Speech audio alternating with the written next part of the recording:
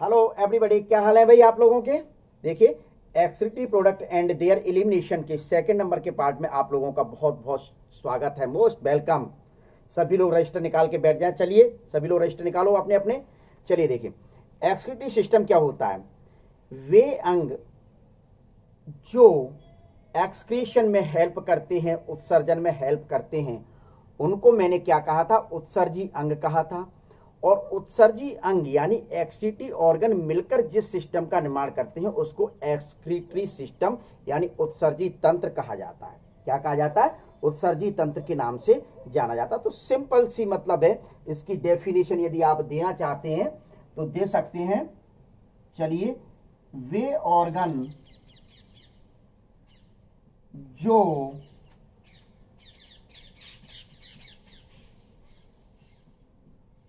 Excretion में help करते हैं, एक्सक्रिएशन में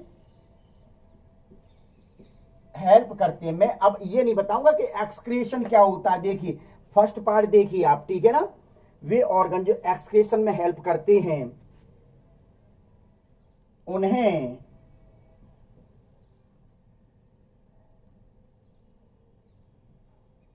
एक्सक्रीटरी ऑर्गन कहा जाता है। क्या कहा जाता है? एक्सक्रीटरी ऑर्गन कहा जाता है।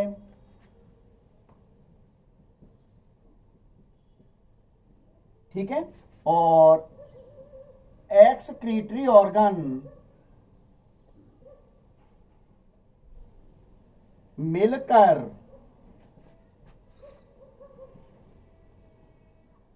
एक्सक्रीटरी सिस्टम बनाते हैं। ठीक है, एक्सक्रीटरी सिस्टम बनाते हैं। ये हो गया आपका एक्सक्रीटरी सिस्टम, यानी कि एक्सक्रीशन में हेल्प करने वाले ऑर्गन को एक्सक्रीटरी ऑर्गन, और एक्सक्रीटरी ऑर्गन मिलकर मुख्य रूप से जो सिस्टम बनाते हैं उसको एक्सक्रीटरी सिस्टम के नाम से जाना जाता है। पहली चीज तो ये हुआ।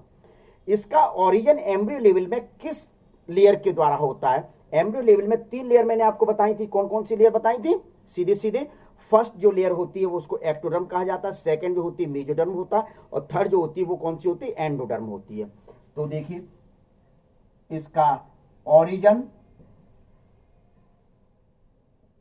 तो मेजोडर्म लेयर से होता है।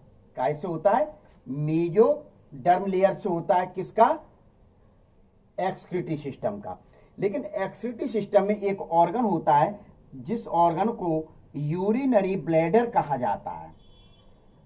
भाई हिंदी में क्या कहते हैं यूरिनरी ब्लैडर को? मूत्राशय। क्या कहा जाता है? मूत्राशय। इसका जो ओरिजिन होता है वह एंडोडर्म से होता है। कैसे होता है? एंडोडर्म से मुख्य रूप से होता है। क्लियर? पहली चीज तो ये आप देख लीजिए। अब एक्सक्रीटरी ऑर्गन में कौन कौन से ऑर्गन आते हैं यह देखिए।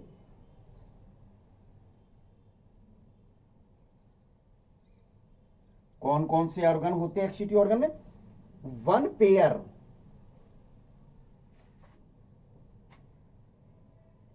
किडनी। वन पेयर क्या होती है? किडनी।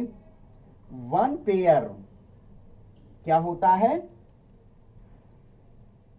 यूरेटर। किडनी को क्या कहा जाता है? ब्रक। और इसको क्या कह सकते हैं? मूत्र नली। ठीक है। और फिर क्या होता है? यूरिनरी ब्लैडर यानी मूत्राशय। ठीक है, एक बार हिंदी देख लीजिए आप लोग, फिर उसके बाद आप मैं जो लिखूंगा वह आपको एक्सेप्ट करना पड़ेगा। यूरिनरी ब्लैडर, फिर इसके बाद आता है यूरिथ्रा। ठीक है, यूरिथ्रा को क्या कहा जाता है? मूत्र मार्ग कहा जाता है। क्लियर बेटा? तो ये हो गया अपने मुख्य रूप से ऑर्गन हो गए जो सिस्टम को बनाने का मुख्य रूप से कार्य करते हैं। ठीक है, तो सबसे पहले इसका ले लीजिए, स्क्रीनशॉट ले लीजिए। एक एक ऑर्गन पर अपन चित्र के माध्यम से चर्चा करेंगे। ठीक है, एक एक ऑर्गन पर चित्र के माध्यम से चर्चा कर लेते हैं। तो पहले थोड़ा सा आप और हम लोग यहाँ किडनी के बारे में, इसका मेजरमेंट है कि कहाँ स्थित होती है, इन बातों पर चर्चा कर लेते हैं थोड़ा सा।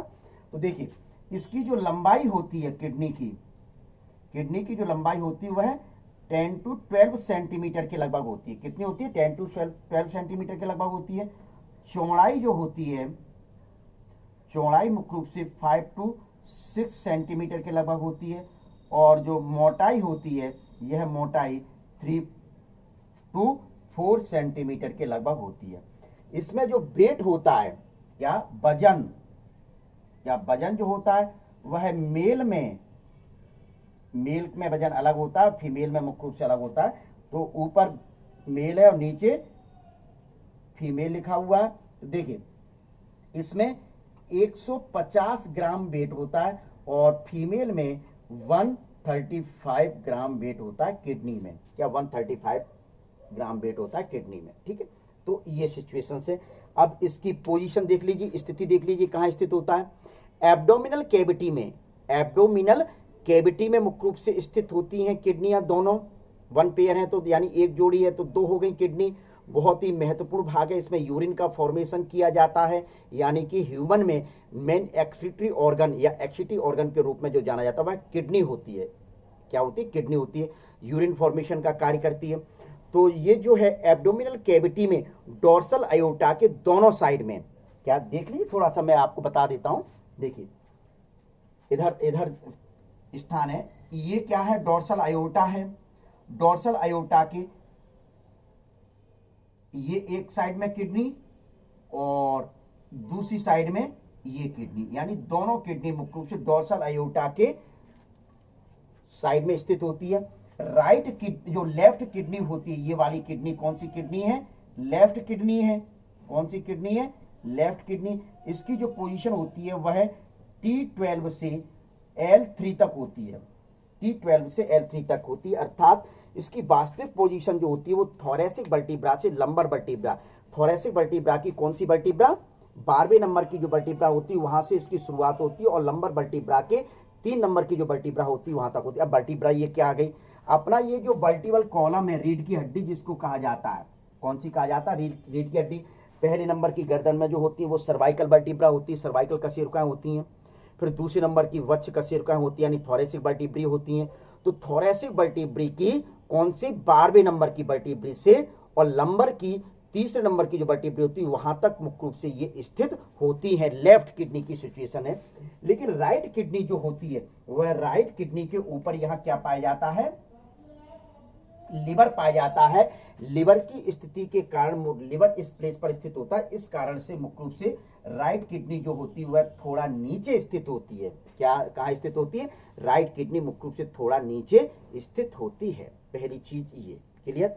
अब आप और हम लोग डायग्राम के माध्यम से इस सिस्टम को पूरे को समझते हैं। इसका स्क्रीनशॉट ले लीजिए। चलिए ले लिया? चलिए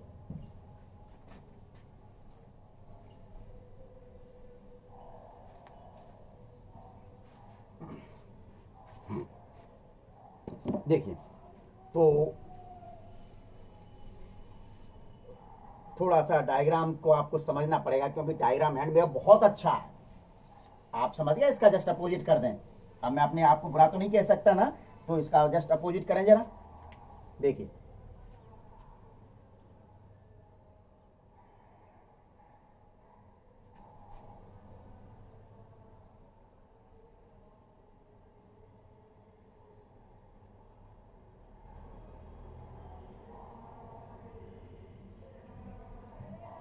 ठीक है, ये थोड़ा सा ऊपर बनाएंगे आप और हम लोग। क्यों? क्योंकि अभी मैंने आपसे कहा था ना कि ये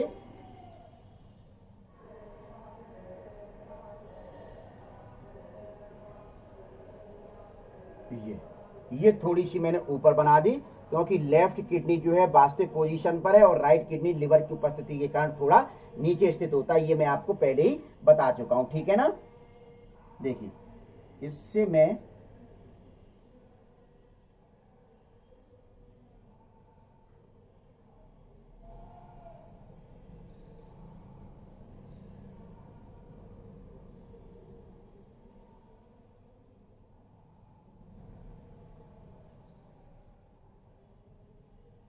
देखिए यहां से भी मैं,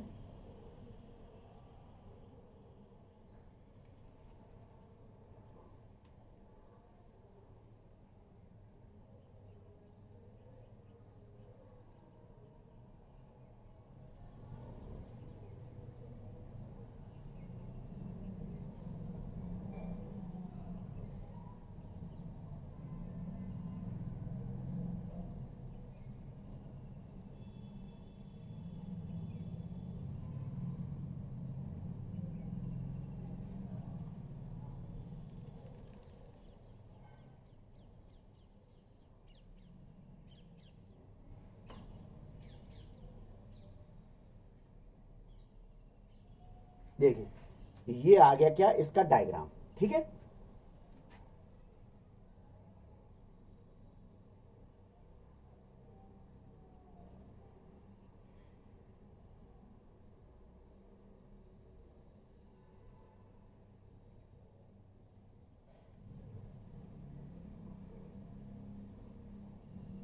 चलिए तो सबसे पहले देखते हैं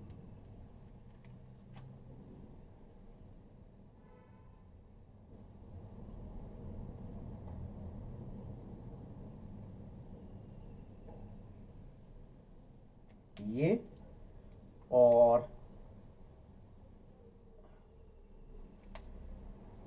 पहले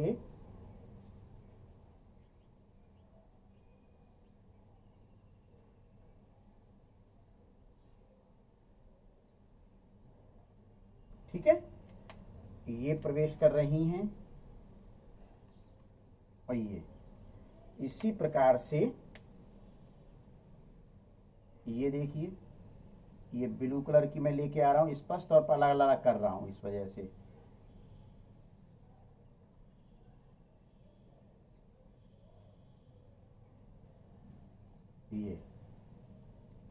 ये आ गई,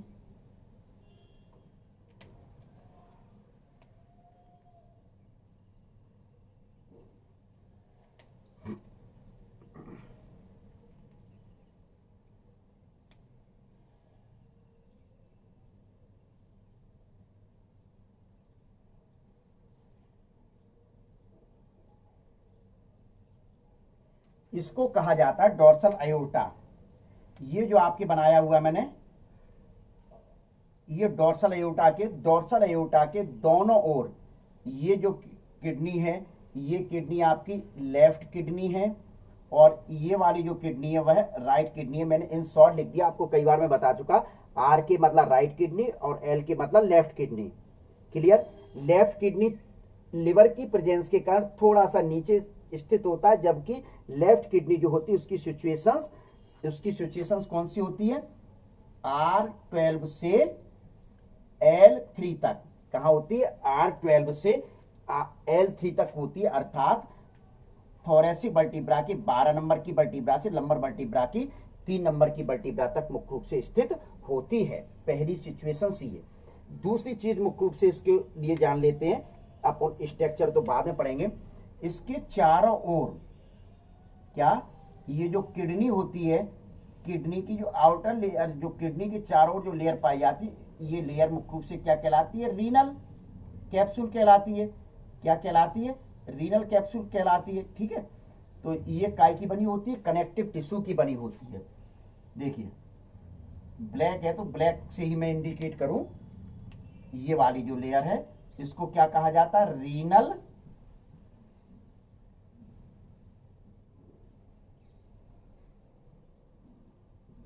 कैप्सूल कहा जाता है। क्या कहा जाता है? Renal capsule. इसके ऊपर एक सुरक्षात्मक आवरण पाया जाता है, प्रोटेक्टिव लेयर पाई जाती है, जो फैटी एसिड की बनी होती है, वशीय अम्ल की बनी हुई एक मुख्य रूप से लेयर पाई जाती है, जिसको कैप्सूल के नाम से जाना जाता है। क्या कहा जाता है? कैप्सूल। और चूंकि वसा की बनी होती है, इस वजह से इसको फैटी एसिड कहा जाता है। तो ये देख लीजिए, ये वाली जो रेड कलर की जो लेयर है, इसको क्या कहते थे? फैटी कैप्सूल कहा जा रहा है। क्या कहा जा रहा है? फैटी कैप्सूल के नाम से जाना जाता है। क्यों? क्योंकि यह वसा की बनी हुई है, फैट की बनी हुई है, इस वजह से इसको फैटी एसिड कहा जाता है। यह सुरक्षात्मक लेयर होती है। यह कैसी लेयर होती है? सुरक्षात्मक रहती है। जैसे कोई धक्का वगैरह देता है, यदि चोट लगता है, एकदम कोई धक्का देता है, चोट लगता है, तो उसको एब्जॉर्ब करने की कोशिश वो करती है। क्या करती है? ये लेयर एब्जॉर्ब करने का मुख्य रूप से कार्य करती है। इस वजह से इसको सुरक्षात्मक लेयर कहा जाता है, अर्थात फैटी कैप्सूल के नाम से इसको जाना जाता है। ये चीज फिर इसके बताए जाते हैं कि इसमें दो भाग बाहरी तौर पर इसको देखते हैं तो ये भाग उभरा हुआ भाग दिखाई दे रहा है। कैसा भाग दिखाई देता है? ये देखें, उभरा हुआ भाग दिखाई दे रहा है। ये देखिए, ये वाला भाग स्पष्ट रूप से उभरा हुआ भाग दिखाई देता है। इस भाग को मुख्य रूप से क्या कहा जाता है? ये वाला जो भाग है इसको क्या कहते हैं? कॉन्वेक्स कहा जाता है, यानी उत्तल भाग कहा जाता है। उत्तल यानी उभरा हुआ, उत्तल मतलब उभरा हुआ, इस उसको क्या कहते हैं? उत्तल भाग कहते हैं।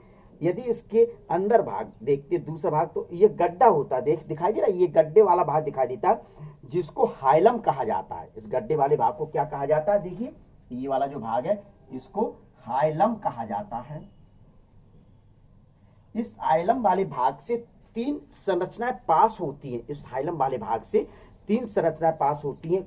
हाँ, पहले तो आप ये देख लें, ये गड्ढे को आप लोगों ने हाइलम कहा, लेकिन इस वाले भाग को आपने क्या कहा? कॉन्वेक्स क्या उत्तल कहा। तो ये गड्ढे को भी तो कुछ कहा जाता होगा, कॉनकेव यानी अवतल, कॉनकेव यानी अवतल कहा जाता है। इस अवतल या कॉनकेव वाले भाग पर जो गड्ढा पाया जाता है उसी गड्ढे को मुख्य रूप से हाइलम कहा जाता है, जिससे 3 स्ट्रक्चर पास होती हैं। आप क्लियर को तौर पर देखेंगे 3 स्ट्रक्चर पास होती हैं कि ये जो नली है इसको यूरेटर कहा जाता है, यानी मूत्र नली कहा जाता है। क्या कहा जाता है? यूरेटर कहा जाता है, मूत्र नली के नाम से मुख्य रूप से जाना जाता है। इसके अलावा आप देख रहे हैं स्पष्ट तौर पर मुख्य रूप से कि ये जो ब्लू कलर की है, ये ब्लू कलर की है, इसको रीनल वेन कहा जा रहा है। क्या कहा जा रहा है? रीनल वेन कहा जाता है, अर्थात यह इम्प्योर ब्लड को किडनी से लेकर आती है, इम्प्योर ब्लड को किडनी से मुख्य रूप से लेकर आती है। तो ये रेड कलर की होती है। फिर इधर मैं आपको बता देता हूं, इसमें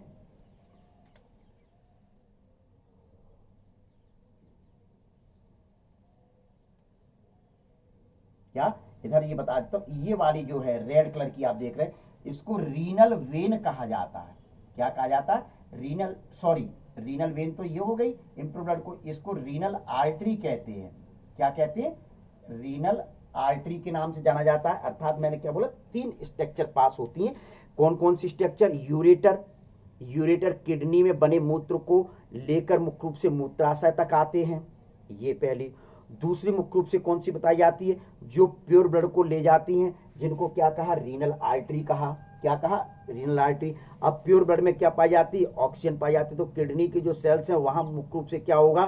रेस्पिरेशन प्रोसेस होगी, जिसके फलस्वरूप CO2 बनेगी। ये CO2 को लेकर कौन आएगा? ये ब्लू कलर की ये वाली जो है, जिनको रीनल वेन कहा जाता है, ये मुख्य रूप से इम्प्योर ब्लड को लेकर आती हैं। तो इस वजह से 3 स्ट्रक्चर मुख्य रूप से पास होती हैं। आपको क्लियर कट दिखाई दे रही है क्या? ये 3 स्ट्रक्चर होती है। ठीक है। अब दूसरा जो भाग आता है, ये तो 1 पेयर क्या हुई? किडनी हुई। नॉर्मल चर्चा की है किडनी के बारे में। क्या नॉर्मल चर्चा है? अभी स्ट्रक्चर मैंने नहीं बताई है।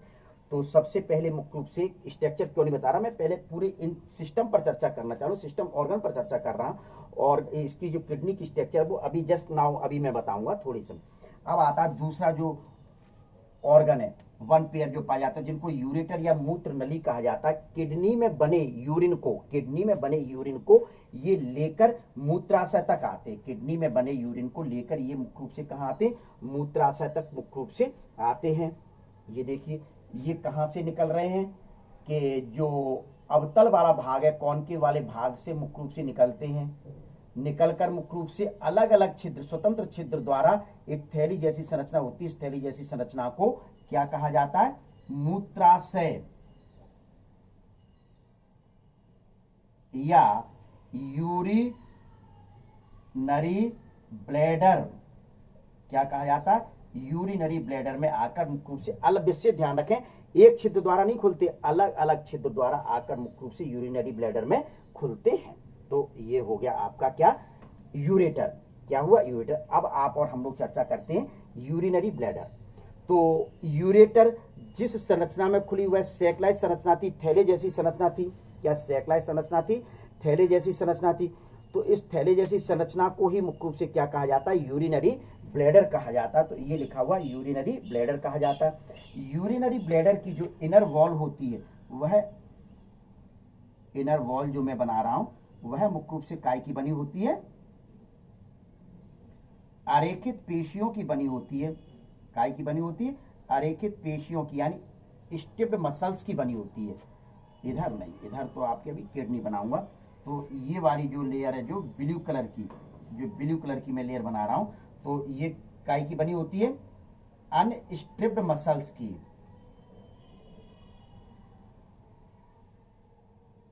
तो ये लिख दिया अनस्ट्रिप्ड मसल्स की बनी होती है। तो ये, तो इस मूत्राशय में, इस मूत्राशय में मुख्य रूप से सामान्य तौर पर 300 से 350 ml ब्लड स्टोर हो सकता, यूरिन स्टोर हो सकता है, सॉरी ब्लड नहीं, 300 से 350 ml यूरिन स्टोर हो सकता है, मूत्र स्टोर हो सकता है।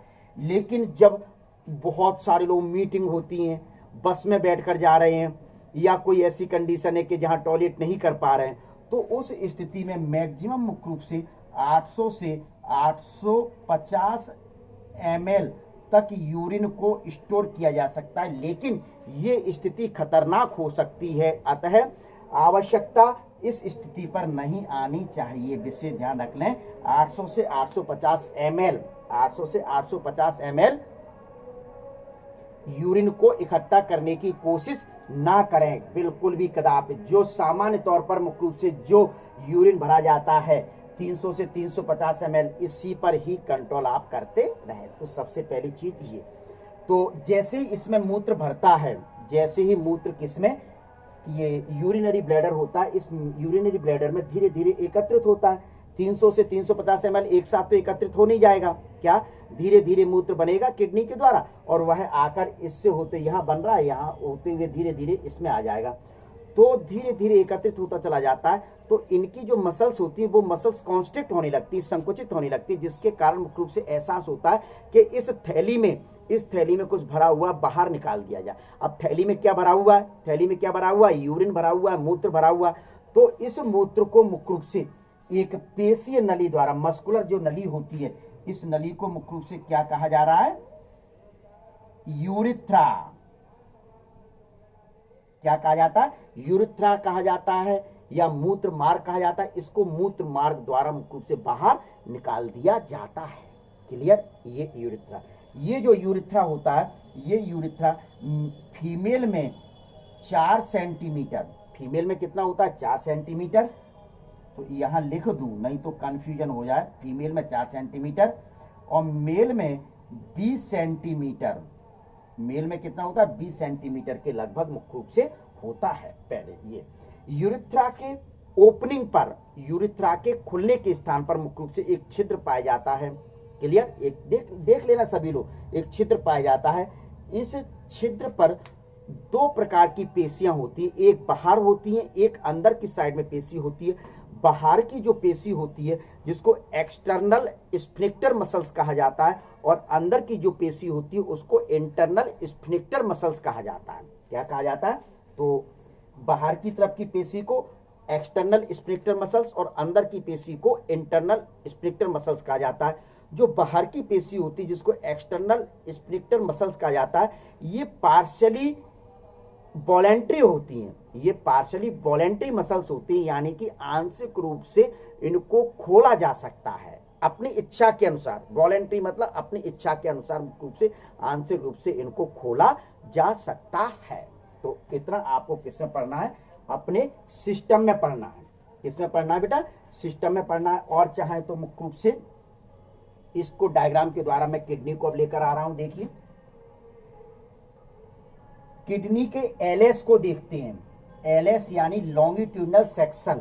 क्या एलएस को देखते हैं, मतलब लंबाई में काट दिया जाए किडनी को, क्या खड़े में काट दो तो उसी को क्या कह दिया, लॉन्गिट्यूडनल सेक्शन कह दिया। तो लॉन्गिट्यूडनल सेक्शन देखते हैं, तो इसके लॉन्गिट्यूडनल सेक्शन में, इसका पहले डायग्राम आप स्क्रीनशॉट ले लीजिए, फिर चर्चा करते हैं, ठीक है। तो इसके लॉन्गिट्यूडनल सेक्शन को देखते हैं, तो सेक्शन में अपने को स्पष्ट रूप से 2 भाग दिखाई देते हैं। बाहरी भाग जो होता है वह कॉर्टेक्स होता है, और अंदर का जो भाग होता है इसको मेडुला वाला भाग कहा जाता है। बाहरी भाग को कॉर्टेक्स और इनर भाग को क्या कहते हैं, मेडुला कहा जाता है। क्या कहा जाता है, मेडुला कहा जाता है। तो देखिए कि किस प्रकार से डायग्राम के द्वारा इसको मैं रिप्रेजेंट कर रहा हूं।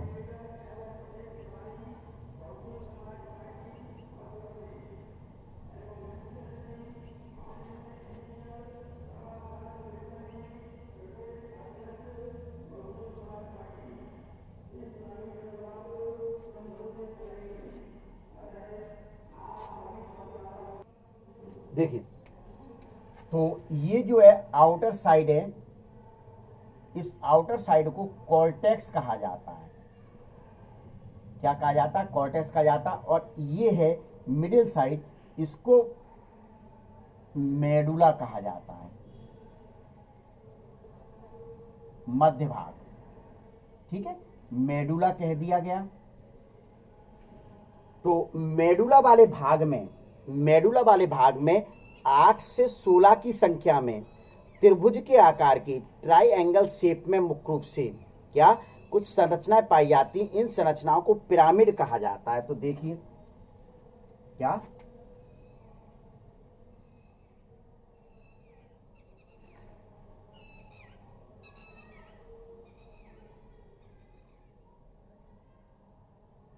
ये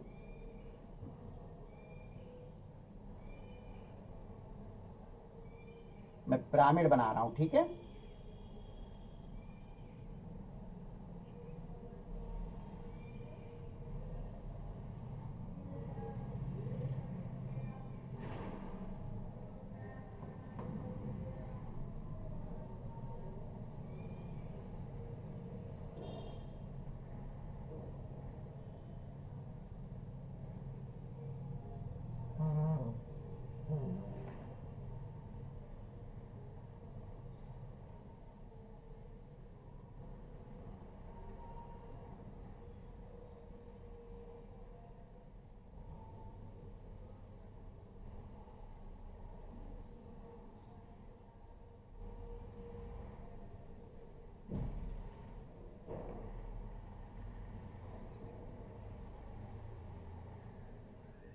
देखिए ये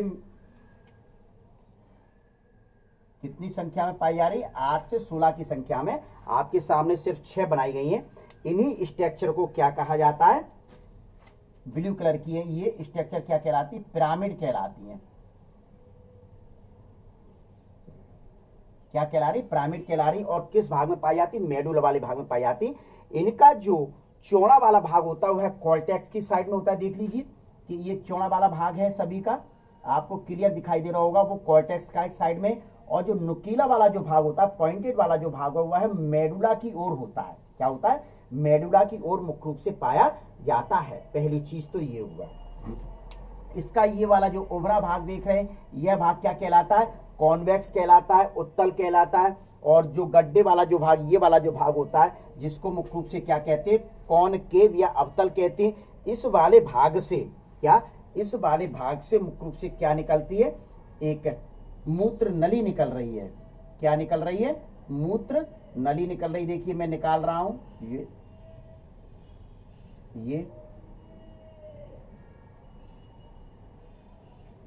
देखिए ये निकलती है, जिसको यूरेटर क्या कहा जाता है, यूरेटर के नाम से मुख्य रूप से जाना जाता है। इसके अलावा इस भाग से मैंने आपको बता चुका हूं, इसके अलावा मैं आपको बता चुका हूं कि एक तो क्या प्रवेश होती है,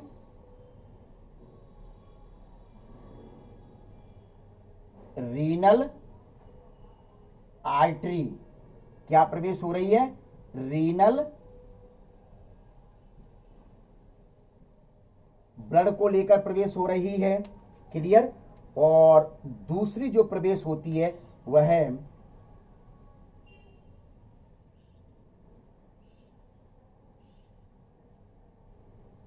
जो ब्लू कलर की है, ये मत मान लेना, ये तो यूरेटर है। ये जो है इसको रीनल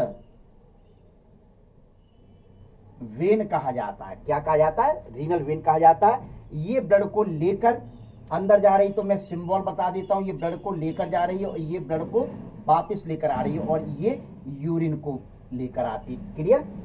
3 स्ट्रक्चर कॉनकेव वाले भाग से पास हुई, और कॉनकेव पर जो गड्ढा है उसको क्या कहा जाता है, हाइलम। तो यानी हाइलम गड्ढे से 3 स्ट्रक्चर पास हुई। रीनल आर्टरी ब्लड को लेकर अंदर प्रवेश की, और रीनल वेन ब्लड को लेकर बाहर आई, और यूरिन को लेकर जो स्ट्रक्चर आती है जिसको यूरेटर कहा जाता है, ये वाली स्ट्रक्चर। क्लियर। तो ये संरचना, ठीक है। तो ये तो पहले थोड़ा सा मैं आपके अब इन पिरामिड पर आता हूं। तो सबसे पहले बताते जो कॉर्टेक्स वाला भाग होता है, इस कॉर्टेक्स वाले भाग में सेंटर में, कॉर्टेक्स भाग के सेंटर में मुख्य रूप से ये पिरामिड के बीच बीच में कॉर्टेक्स वाला भाग धसा हुआ रहता है। ये इस प्रकार से इन वाले भाग को कॉलुमेन ऑफ वर्टिनी के नाम से जाना जाता है। किस नाम से जाना जाता है? कॉर्टेक्स का वह भाग जो पिरामिड के बीच बीच में धंसा हुआ रहता है, ये स्पष्ट तौर पर आपको देख रहे हैं, इस भाग को कॉलमन ऑफ वर्टिनी कहा जाता है। क्या कहा जाता है? कॉलमन ऑफ वर्टिनी के नाम से मुख्य रूप से जाना जाता है। तो ये चीज देखिए, फिर बताया जा रहा है कि ये देखिए, पिरामिड पर चर्चा करते हैं। पिरामिड की संख्या कितनी होती है? 8 to 16। कितनी नंबर में पाए जाते हैं? ये 8 to 16 नंबर में मुख्य रूप से पाए जाते हैं। तो मैं ये थोड़ा सा इनका देखिए, तो पिरामिड के जो मैंने जैसे बताया था कि चौड़े सिरे जो होते हुए कॉर्टेक्स की और पॉइंटेड वाले भाग होते मेडुला की ओर, तो पॉइंटेड वाले भाग की ओर कुछ धारी जैसी संरचना स्पष्ट रूप से आपको दिखाई दे रही है। क्या स्पष्ट रूप से दिखाई दे रही है? जिनको क्या कहा जाता है? एरिया क्रीब्रोसा कहा जाता है। ये नेफ्रॉन की नलिकाओं के क्षेत्र होते हैं। एरिया क्रीब्रोसा क्या नाम दिया जाता है? इधर नहीं दिखाई दे रहा तो मैं इस साइड लिख दे रहा हूं, एरिया क्रीब्रोसा, यानी कि वे क्षेत्र, एरिया क्रीब्रोसा क्या होते हैं? वे क्षेत्र होते हैं जो नेफ्रॉन्स की धारियों द्वारा व्यक्त किए जाते हैं, यानी कि नेफ्रॉन्स की डक्ट मुख्य रूप से इस प्लेस पर पाई जाती है। और ये नेफ्रॉन्स की डक्ट एक छिद्र द्वारा, ये आपको देखिए मैं छिद्र बना रहा हूं क्लियर ब्लैक कलर का, ये पॉइंटेड एंड पर बना रहा हूं। पॉइंटेड एंड पर एक पोर पाया जाता है। इस पोर को मुख्य रूप से, ये वाला जो पोर है देखिए, ये वाला जो पोर है, इसको रीनल पेपिला क्या कहा जाता? रीनल पेपिला कहा जाता। और यह रीनल पेपिला वाला भाग रीनल पेल्विस वाले भाग में ओपन होता है और मूत्र को डालने का यहां कार्य करता है। पहली चीज ये देखिए, ये वाले जो भाग मैं आपको बना रहा हूं, ये वाले भाग, ये क्या है? ये वाले भाग जो हैं, ये हैं आपके माइनर कैलिक्स। क्या है?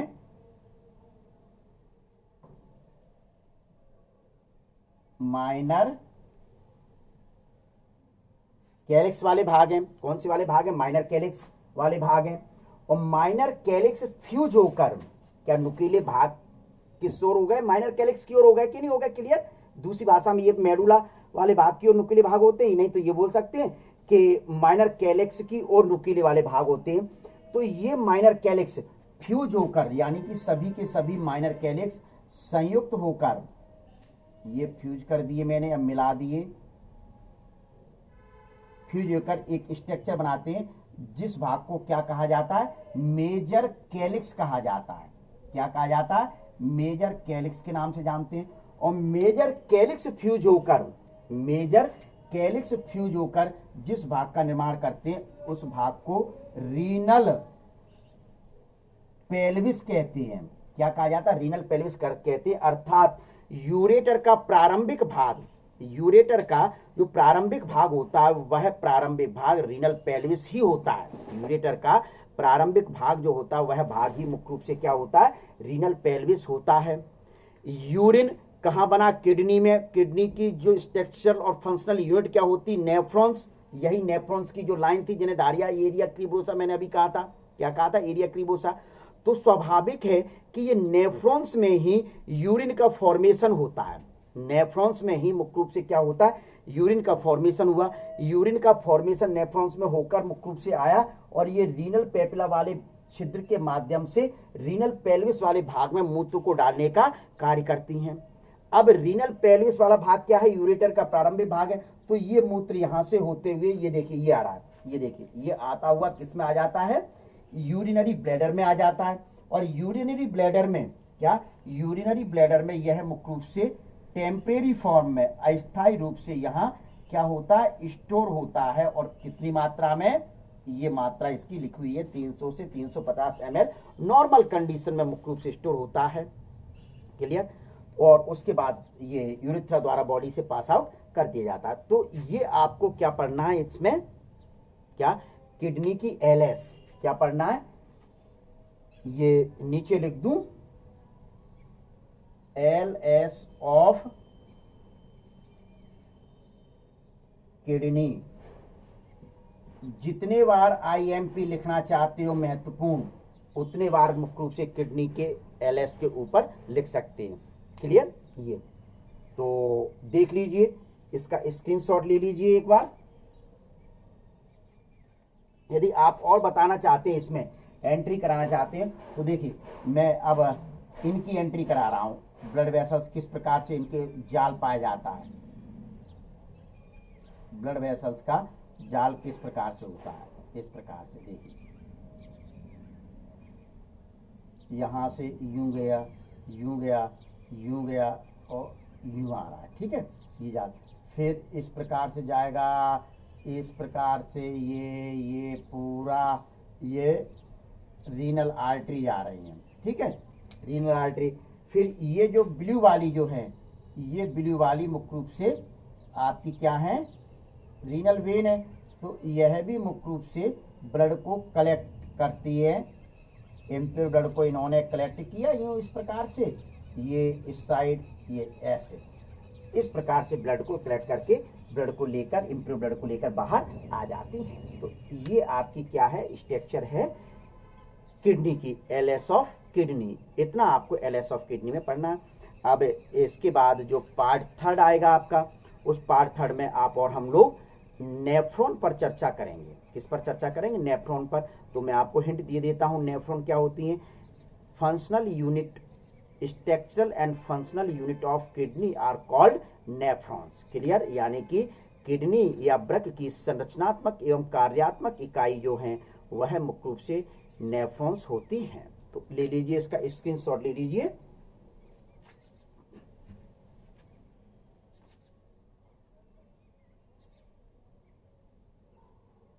स्क्रीनशॉट लिया, उससे पहले थोड़ा सा एक चर्चा और करनी थी कि ये जो किडनी है, इस किडनी के ऊपर शुरुआत में बताना मैं भूल गया था, इस किडनी के ऊपर एक कैप लाइक स्ट्रक्चर पाई जाती है। ये इस प्रकार से, ये देखिए, इस कैप लाइक स्ट्रक्चर को एड्रिनल ग्लैंड कहा जाता है।